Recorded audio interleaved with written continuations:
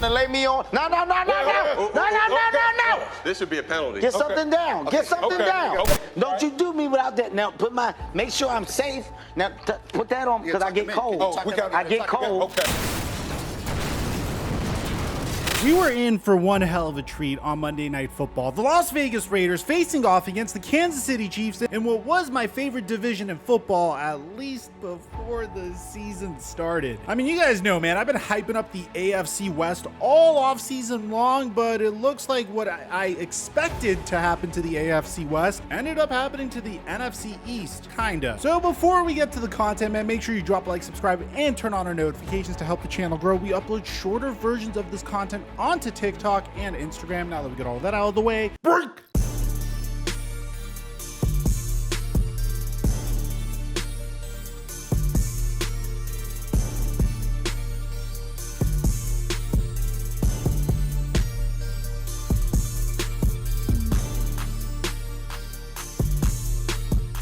Mic check 1 2 1 2. What's going on, everybody? Let me give you a disclaimer here, guys. It's just week 5 of the regular season. There's no need to panic just because I'm calling out some sort of weaknesses that your team might have based upon my viewing experience. As the season goes on, the best teams happen to adjust and things are gonna be okay. It's not the end of the world. It's week 5. Unless if you're the Denver Broncos, then you're kind of fucked. Jokes aside, we all agree the AFC West runs through the Kansas City Chiefs. So despite coming into this game 1-3, if the Las Vegas Raiders are able to somehow, some way pull off a victory, then you could say that things are trending upward despite being 1-3. And I'm gonna be honest, I give the Las Vegas Raiders a lot of rope because although technically they got off to a worse start this season than the Denver Broncos, I see a light at the end of the tunnel for them. I mean, Derek Carr and Devontae Adams have the chemistry we want. Josh Jacobs has surprised a lot of us. Their defense, especially their pass rush, is better than expected, and Josh McDaniels' offense is reportedly to be a little bit more complicated than any other offense that Devontae Adams has ever expected. But let's get to it, man. During the first half of the game, there were multiple things that I saw that I want to bring to your attention. Bear in mind, coming into the season, at least in regards to negotiations, Orlando has been a huge pain in the Kansas City Chiefs front offices. According to Adam Schefter, the Kansas City Chiefs made an aggressive push to get Orlando Brown Jr. signed to a long-term deal. They offered him a 6-year deal worth $139 million with an average salary of $23.16 million per year and a $30.25 million signing bonus. The contract would pay him $95 million in the first 5 years. Bear in mind, this is a guy that originally was playing right tackle for the Baltimore Ravens, and then Ronnie Stanley sustained a huge injury. He moved to left tackle, saw that he was thriving as a left tackle, and realized that left tackles were getting paid more. After that, he refused to go back to the right tackle position, and the Baltimore Ravens traded him to the Kansas City Chiefs, who just came off the heels of their most recent Super Bowl loss, where Patrick Mahomes was getting absolutely decimated in the pocket against the Tampa Bay Buccaneers pass rush. And this is nothing against Orlando Brown, man. It's just like he's not the most consistent left tackle, and that really showed in this game. I mean, I don't know if my eyes were playing tricks on me, but Chandler Jones and Max Crosby literally both looked like they were Lawrence Taylor out there while rushing Patrick Mahomes. I mean, Patrick Mahomes was having so much freaking difficulty in the pocket throughout this game, but Orlando Brown turning down that money so far, not being able to defend against Max Crosby and Chandler Jones, definitely isn't the greatest look, especially on national television. I mean, Patrick Mahomes was still able to make it work. Like, as you can see on this play right here, he's barely able to escape the Raiders pass rush, is able to step up and make some Mahomes magic happen here, which is a very apparent issue that the Chiefs have. Now, bear in mind, man, I do my best to bring you guys unbiased takes no matter what. You see the Mahomes jersey on my wall. I love the way the man plays the game of football, but this comes as a consequence of Patrick Mahomes' most recent contract extension. I mean, he's getting paid significantly less than players that are of his skill caliber because he signed really early. But dude, you had to trade Tyreek Hill. You had to sign players like Marquez Valdez-Scantling and Juju Smith-Schuster, and you invested heavily in your offensive line and a little bit in your defense as well. Some of the investments definitely paid off, but as you can see, Mahomes doesn't have as much help as he used to. Whenever he goes up against a really freaking good pass rush like the Las Vegas Raiders, he may encounter some difficulty. Now, I'm not pointing the blame finger at him at all whatsoever. You're Patrick freaking Mahomes. You definitely deserve each and every penny of that contract, but it's something that's definitely become apparent to me. As a result of this brand new contract, well, of course, his supporting cast is going to take a little bit of a hit. Another thing that was incredibly apparent very early on is that the Kansas City Chiefs might really struggle against star wide receivers if the opposition knows how to properly use that star wide receiver. As we saw on that beautiful 4th and 1 where Derek Carr was able to dial up a deep pass to Davante Adams for a touchdown. And later on in the game, you saw the Las Vegas Raiders target Justin Watson. This is a man that is on Davante Adams and, with all due respect, has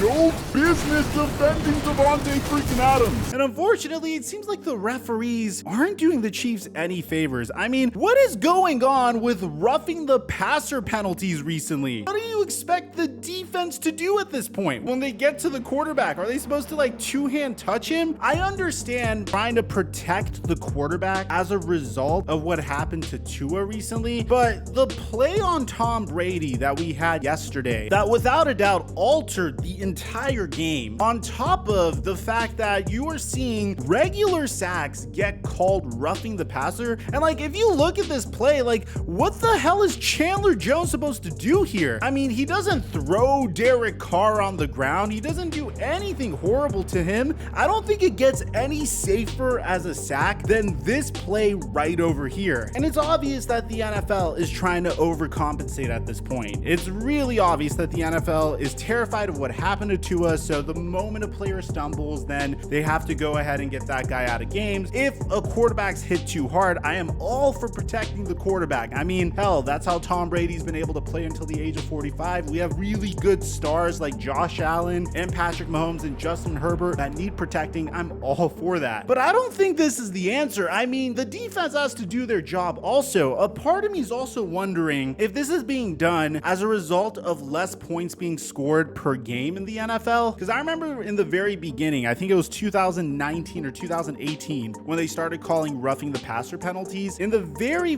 beginning, when these penalties were being called, you saw higher scoring games because, well, the quarterback was being protected significantly more. It was harder on the defense to play defense. So I'm wondering if that also has something to do with it here, but I don't know. Now, the Kansas City Chiefs will make the appropriate adjustments to come out swinging in the second half. Like, they were a full force buzzsaw during the beginning of the second half. I literally got up to go to the bathroom, came back, and saw that the Kansas City Chiefs were literally just down by 3. And yes, of course, the Chiefs would eventually go up 24-20 against the Raiders, and were able to do so as a result of this totally clean block and totally not a hold against Max Crosby. But I think the most significant point of this game came when the Kansas City Chiefs were able to go up 30-23 against the Raiders. This was the touchdown where the Chiefs elected to go for 2 in order to make it a 2-possession game, as opposed to kicking the extra point and just going up by 8, putting the pressure on the Raiders to go for 2 instead of themselves. And there's great significance to this moment. The Chiefs would attempt to go for 2, the ball would get batted down by Max Crosby, who was an absolute beast this game, and then the Las Vegas Raiders would get their opportunity, and they would capitalize on it shortly after with a 48-yard bomb to Davante Adams. And this was where one of the more questionable moments of the game happened for me.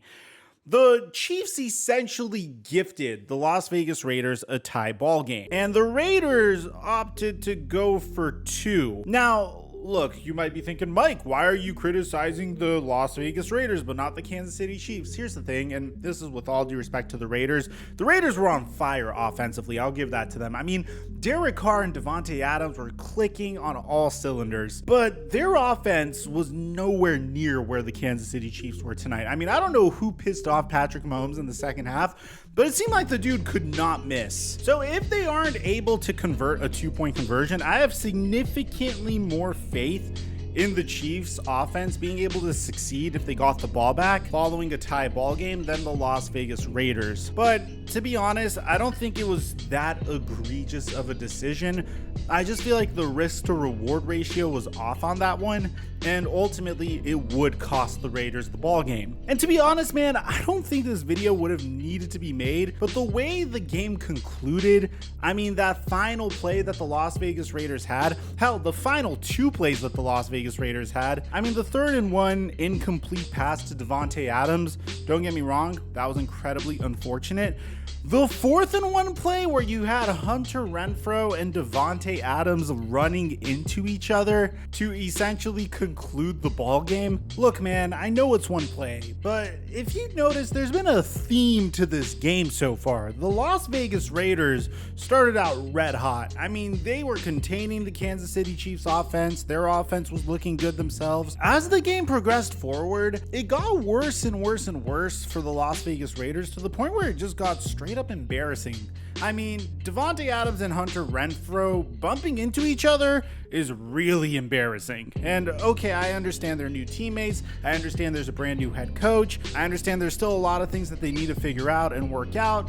And to be honest, you're gonna laugh at me, but I still don't think the Raiders are in as horrible of a position as the Denver Broncos are. Because in the Denver Broncos case, their offense is anemic. I mean, it really doesn't look like it's going anywhere, or I don't see a light at the end of the tunnel for the Denver Broncos offense, at least not yet. For the Las Vegas Raiders, it's a little different. The Raiders have been very close to winning all of their games. I mean, each and every game was a very close game for the Las Vegas Raiders, and they ended up losing by a touchdown or less. And as a result of it, they currently have the same record as some true cellar-dwelling teams in the NFL. I mean, the Raiders currently have the same record as the Carolina Panthers, the Detroit Lions, the Washington Commanders, the Pittsburgh Steelers. But nothing is more embarrassing, and I understand the frustration here, and we'll get to the reason why he's frustrated in just a second, but nothing is more embarrassing than the way Davante Adams acted at the conclusion of the game. Now, he would go on to apologize. Before I answer anything else, I want to apologize to the guy. Some guy running off the field, and he ran, jumped in front of me. We were coming off the field, and I bumped into him and kind of pushed him, and then he ended up on the ground. So I want to say sorry to him for that, because that was just frustration mixed with him running and literally just running in front of me, and that was shouldn't have responded that way. But that's how I initially responded. So I want to apologize to him for that. But dude, being so frustrated and pissed off that you're shoving a cameraman, really? I mean, come on, man. Like, I don't think I need to go too deep into this, but you got to control yourself at that point. He's probably going to get a hefty fine for this, and, you know, it's probably not going to do much damage to his pockets. But that's just an example of what I mean when I'm saying the game got progressively worse and worse and more embarrassing for the Raiders, to the point where even after the game, there was a moment that was embarrassing for the Raiders. Now, I understand the frustration because the Las Vegas Raiders are super invested in this team. I mean, you're talking about an offseason where they traded a significant amount of capital to get Davante Adams to begin with, reunited him with his college teammate, and then on the defensive side of the ball, they traded Yannick Ngakoue for Rock Ya-Sin, they extended Max Crosby, who definitely deserved it based off of his performance, and yet you still have the same record as like the Detroit freaking Lions, and you're trying to compete for CJ Stroud in the NFL draft at the rate you're going. So I could understand the frustration, because I don't think the Raiders are what their record suggests they are. But regardless, you can't act in the way that Davante Adams acted towards the end of the game, especially when you're one of the highest paid players on the entire team. I think they're going to turn it around. It's truly an unfortunate way to start the season. Obviously, with a brand new head coach like Josh McDaniels as well. Definitely not how you wanted the regular season to start for this brand new Las Vegas Raiders team. If you're a Raiders fan, let me know how you feel about the state of your team. Do you guys actually think you're a good team? Do you think you're a team that could eventually make it into the wild card of the playoffs this year? Or do you think you're going to regress in comparison to how you guys performed last year? Do you believe in Josh McDaniels, or do you wish you guys kept Rich Bisaccia? I honestly am shocked that Rich Bisaccia never got another head coaching gig, but I'd like to hear what you have to say. Aside from that, I'm your boy Mike, and I'm dropping our mic until our next upload.